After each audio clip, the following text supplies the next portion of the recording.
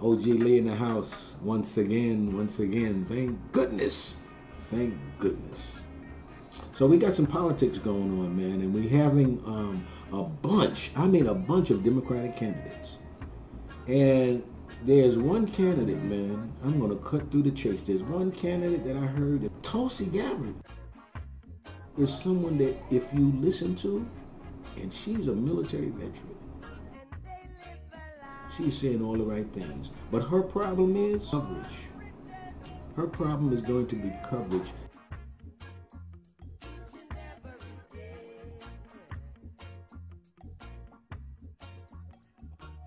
They won't give her the coverage like a Kamala Harris. They're not going to give her the coverage like they're going to give Warren. They're not going to give her the coverage like they're going to give Bernie. It's not fair, because she's serious about what she's about, and she meets all the criteria for a president. And women should be paying attention to her. A military veteran. Pay attention to her, Tulsi Gabbard. I want to bring something else up, because this, to me, should not be.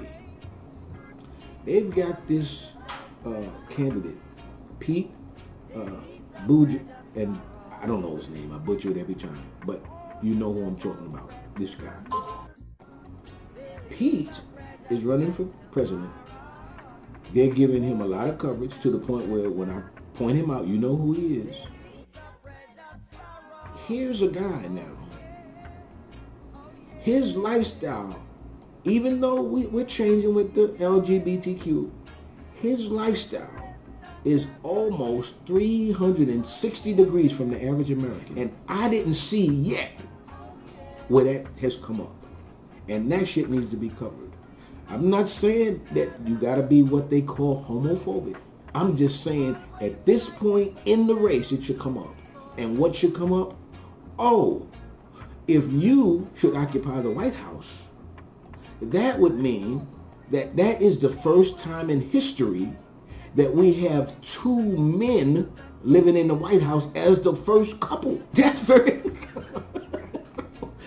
You don't think that that's important to be covered? Give me a fucking break. Oh my, you don't think... No one has mentioned that. You mean to tell me we're ready as a country from the outside looking in to the world that this is our first family? A man and his spouse, which is another man. Right now, on an international level, no. That has to come up, and this is the reason why. If that stuff comes up, and all of these polls say we're not ready for that, which I think it'll be pretty high, he needs to be eliminated so that we could have people like Tulsi Gabbard who are legitimate contenders.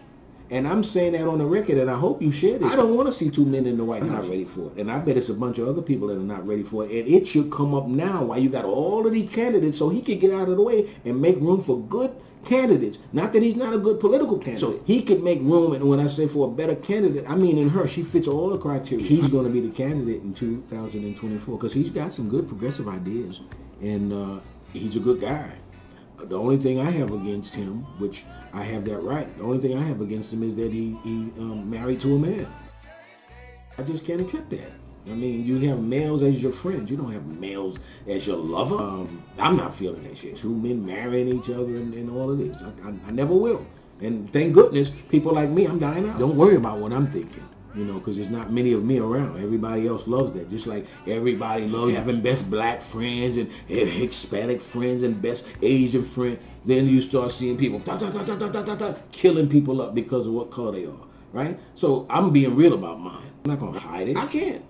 Two men, I can't picture that as a family. That does not come into my mind when I have an image of a family. I don't care how much you push that on me. It's just not. I'm usually pretty open-minded about stuff. But on homosexuality, I'm not. A male and a male. Beautiful platonic relationship. You ain't supposed to be loving on another man. The bottom damn line. You're going to have a man on a national stage running for president, and you don't show no coverage of his social life. I'm just saying that needs to come up in the conversation for people to get a full scope of what you got running there. And I'm saying this with all due respect, because his lifestyle has to be brought out. How the hell can you cover him any of his entirety and not really put a scope on that? They are not showing that. And that is a very important part of this. I don't care if you're homophobic, you love LGBTQ, you hate them, you don't care. It still has to be a big part of the discussion. Because let's say he makes it to the presidency, which he won't, obviously. But let's say he would make it to the presidency, right? And that becomes the major issue that Trump points out. That could destroy him on that issue alone. It's a psychological thing that works. When you can make people laugh at someone else, they tend to go against that person. And if you notice, that's what President Trump does. He makes you laugh at people.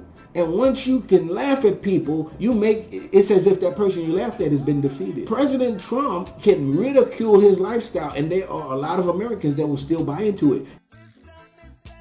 Just like you see President Trump, he's able to stir up, as they say with his rhetoric, he's able to stir up these conservative white people that they say go in to kill.